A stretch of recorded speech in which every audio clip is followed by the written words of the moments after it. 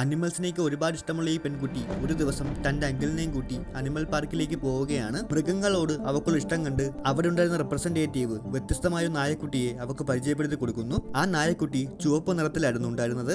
അവളുടെ അമ്മ അറിഞ്ഞ പ്രശ്നമാവുമെന്ന് കരുതി അങ്കിള് ആ നായക്കുട്ടിയെ തിരിച്ചേൽപ്പിക്കുന്നു. അവളുടെ വിഷമം കണ്ട് ഈ നായക്കുട്ടിയെ അവക്ക് തന്നെ കൊടുക്കണമെന്ന് ഇയാൾക്ക് തോന്നി. അങ്ങനെ തിരിച്ച് വീട്ടിൽ വന്ന് ബാഗ് തുറന്നപ്പോഴത്തേക്കും ആ പട്ടി അതിലുണ്ടായിരുന്നു. ആദ്യം അങ്കിള് വഴക്കുണ്ടാക്കിയെങ്കിലും പിന്നെ ആ പട്ടിയുടെ ക്യൂട്ടായിട്ടുള്ള ഫേസ് കണ്ടപ്പോൾ അതെല്ലാം മാറി. പിന്നെ അവൾ അങ്ങോട്ട് തന്നെക്കാൾ അധികം ആ നായ്ക്കുട്ടിയെ സ്നേഹിക്കാൻ തുടങ്ങി. പിറ്റേ ദിവസം രാവിലെ പെറത്തുകൂടി എന്തോ ഇഴഞ്ഞു പോകുന്ന പോലെ തോന്നിയിട്ടാണ് അവൾ എണീച്ചത്. നോക്കിയപ്പോ സൂം ചെയ്തതുപോലെ പട്ടി അടുത്തുനിന്ന് നിൽക്കുന്നു. പെട്ടെന്ന് അവൾ ഷോക്കായി താഴേക്ക് വീണു. ഇവിടെ എന്താ നടന്നെന്ന് ആലോചിച്ചപ്പോഴാണ് ഇന്നലെ വരെ ടൈനി ആയിട്ടിരുന്ന നായ്ക്കുട്ടി ഇന്ന് 10 അടി ഉയരത്തിലേക്ക് വളർന്നു എന്ന് മനസ്സിലാവുന്നത്. ശരീരം വലുതായെങ്കിലും ആള് പഴയതുപോലെ തന്നെയായിരുന്നു. കുറുമ്പ് കാണിച്ച് അവളുടെ കട്ടിലെ വരെ ഇവൻ ചവിട്ടി ഒടിച്ചു. വീടിന്റെ പുറത്തേക്ക് ഇറങ്ങാൻ പോലും പറ്റാത്ത അളവിൽ അവൻ വളർന്നു. ആനയെ പാപ്പാൻ തളച്ചുകൊണ്ട് പോകുന്ന പോലെയായിരുന്നു അവൾ ആ നായ്ക്കുട്ടിയെ കൊണ്ടുപോയത്. അവനിപ്പോ ചെറിയ ബോൾ വെച്ച് കളിക്കാൻ താല്പര്യമില്ല, വലിയ ബോൾ തന്നെ വേണം. പിന്നെ മൂത്രമൊഴിക്കാൻ ഒരു ഫുള്ള് തെങ്ങ് തന്നെ അവനിപ്പോ ആവശ്യമുണ്ട്. അതുപോലെ തന്നെ അപകടത്തിൽപ്പെടുന്ന ആൾക്കാരെ ഒറ്റയ്ക്ക് ചെന്ന് രക്ഷിക്കാനുള്ള കഴിവും ഇവനിപ്പോ ഉണ്ട്.